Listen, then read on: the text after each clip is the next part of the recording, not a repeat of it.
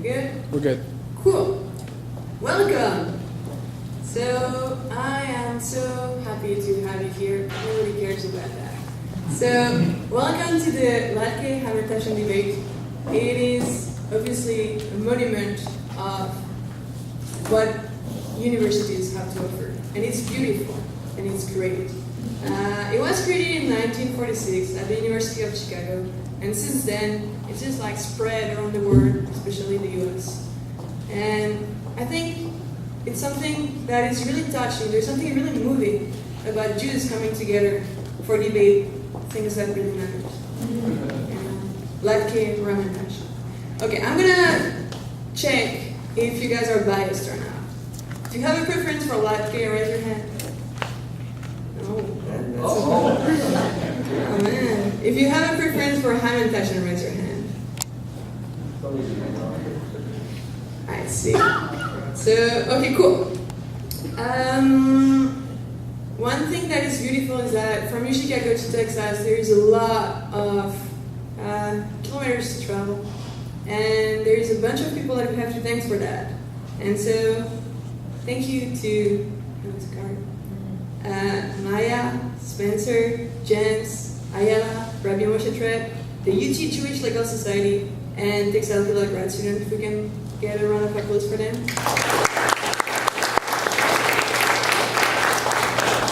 And actually, thank you so much to all of our presenters that I'm going to introduce in a second. I want this debate to be kind of interactive from the audience part. So can you guys show me what it looks like when someone says something beautiful and you're convinced?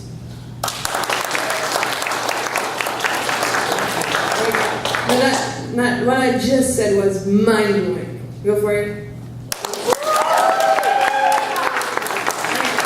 So what I just said was really bad, and you just want to be polite about it. Okay, perfect. You guys are on top of that. Okay, that's really great. Okay, let me introduce our speakers. Oh, latkes, potatoes, cut in small pieces, fried, and then mixed kind of pinky. Hamentashen, triangular stuff. There is more stuff inside. Okay. I'm sure that our speakers will have more to say about this. So, our speakers. Dr. Oren Bracha, raise your hand, please. Okay. So he's a legal historian and intellectual property law scholar at the University of Texas School of Law, and he holds the William C. Conner Chair in Law. Can I have some applause, please?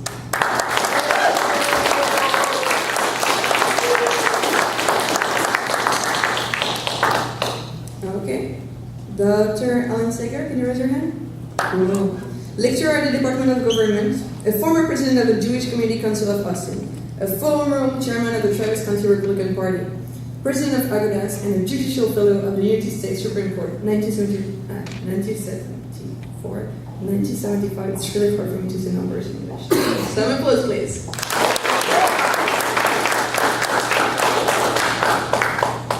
Dr. Itzik Gottesman.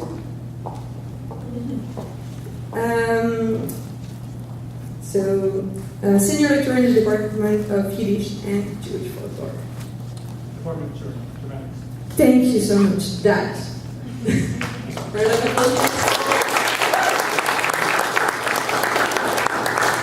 Dr. Ayelet, Haimson, Lushkov.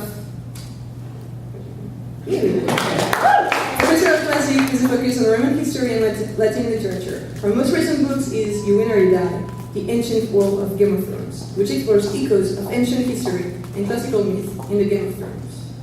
Okay?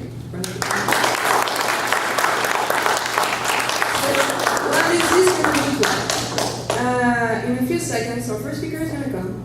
He's going to blow your mind, obviously. And they will talk for 5 to 7 minutes. Then the next one will come. Once the 4 presentations are done, some rebuttal time will appear, and we'll have some more questions, and then questions for the audience. Great. If we can have our first speaker, Itzik, Gottesman.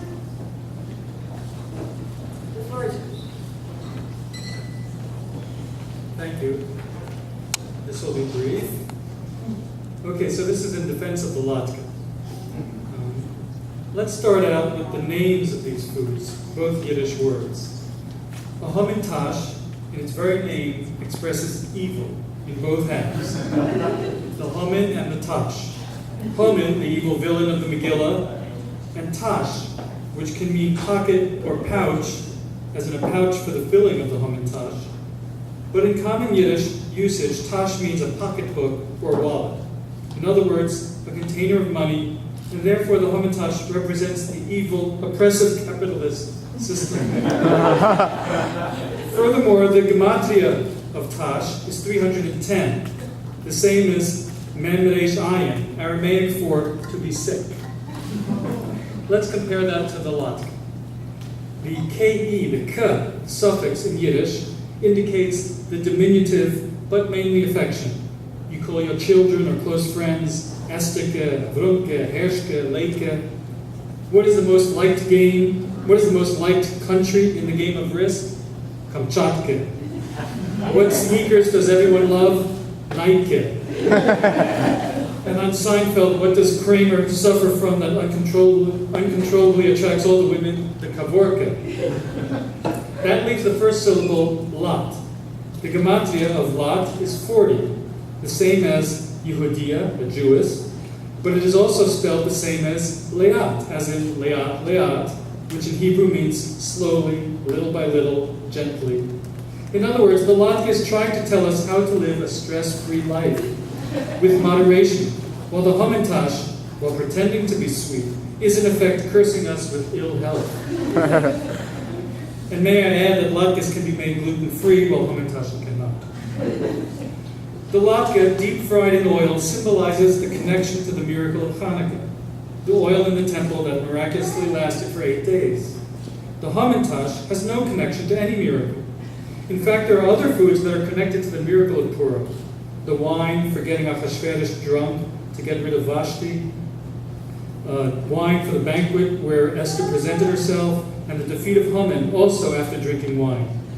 And some people on Purim eat krepla, filled with meat, in the middle of the dough, to remind them that while it's like a yontif, a holiday, it's not truly a yontif, because you can work, etc. So you eat it as if it were a yontif, but cover up the dough, cover up the meat with dough, to indicate it's sort of a pseudo-yontif, halakhically speaking. This is true. Nothing in Jewish folklore about Hamentashen, except misogynistic Yiddish songs about the women cooks burning them and ruining the day. The old world traditional filling of Hamentashen are poppy seeds, mon in Yiddish. That's right, Homantash, it's a pun. So, after eating some of these Hamentashen, don't take a drug test. It starts with a few Hamentashen, but then quickly escalates, and in a few months we'll be visiting you in a drug rehabilitation center. Returning to the theme of Hamentashen's capitalist stooge, latkes, to the contrary, are the food of every man. Cheap, lots of them, and easy to store. The Hamentashen requires yeast, poppy seeds, dough. These things do not come cheap. And the chances of them not coming out right, as just indicated, is greater. But finally, I'd like to get to the heart of the matter, the shape. Hamentashen must be made in a triangle. Remind you of other symbols? Yes, the Holy Trinity, the God the Father and the Holy Ghost. Judaism avoids triangular symbols for this reason. It leads to idol worship, more specifically Christian idol worship. But the latke? Roundish, but basically formless, each one different from the other. Sometimes little strands of potato are sticking out, far from the perfection of the triangle. There is no chance it could lead to idol worship. To the contrary, the formless latke is likened unto the Shekhinah, the female divine presence that has accompanied the Jews, hovering over us in exile, where the latke, also feminine, by the way, was created. Thank you.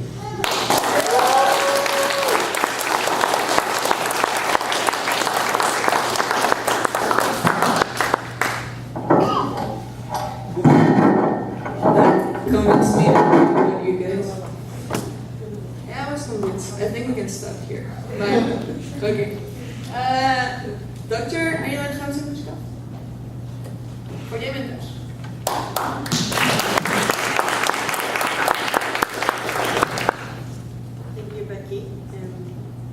Becky's helper, for inviting me. I'm gonna have to put in my passport because security. So excuse me.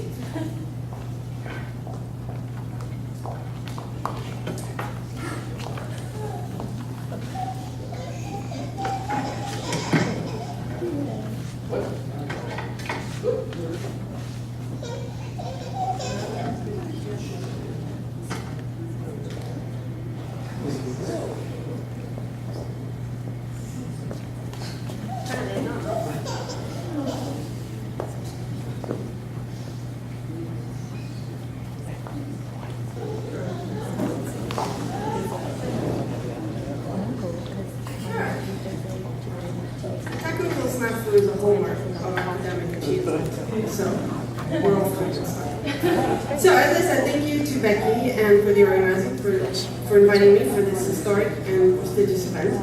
And I'm particularly excited to share with you some of the things, some of the recent and cutting-edge research Becky and I have been working on in the classics department. And obviously my baby is the cutest, and so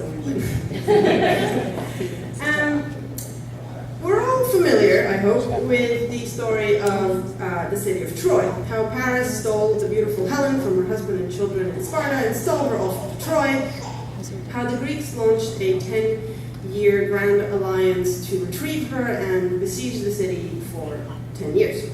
What is less well known is that Troy in fact fell on Purim, when the Greeks, dressed communally as a horse and inebriated enough not to know right from wrong, overreacted to the Trojan refusal to share their Hamentashen.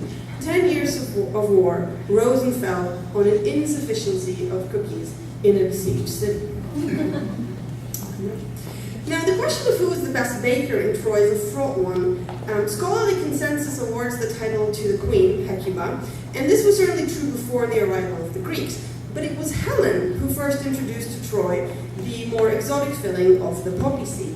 And archaeological records are very clear that native Trojan fillings are prune and date. It's also clear that it was Helen's affinity with the Hamentashen that attracted Paris to her. Technical snafu number 2. Do you want me to place her? No, okay. She's gonna walk it off. Okay,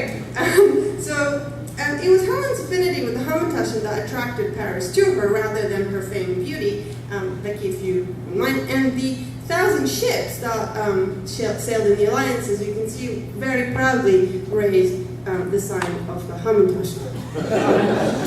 These are all original Greek vases that we have unearthed from the archives. Not for nothing does Homer specify the return of Helen and all of her recipes as a key part of the negotiations that kind of punctuate the Trojan War. But things were not peaceful on the outside of the city or on the inside. The women of Troy didn't really want or appreciate Helen's culinary innovation to their beloved recipe and felt beside that Helen was enjoying her fame just a little bit too much. Whether that suggests that Helen was Jewish or the Trojans' War is unfortunately unclear in the sources. Now, the quality of Helen's Hamentashen is confirmed to us not in the Iliad but in the Odyssey, when young Telemachus, searching for his missing father Odysseus, arrives in Sparta, again coincidentally on Purim, just in time for the traditional reading of the Book of Esther and subsequent Purim spiel. Reminiscing over how close the Greeks came to ruin and how they were salvaged by the cunning of Odysseus on that blessed Purim, they all feast on Helen's famous Hamentashen, the preparation of the poppy filling, in which is described in the poem in very great detail. Here, too, is the source of the famous pocket ear controversy. It is said by some that in order to pass the time in the famous horse costume, the Greeks stuffed Hamentashen in their pockets. But others say that it was the sound of chewing the Oznei Haman, the ears of Haman, that plugged their ears to Helen's festive impersonation of their wives designed to get them to break character. Now, as it happens, in Odysseus we have our earliest recorded non-Trojan devotee of the Hamentashen.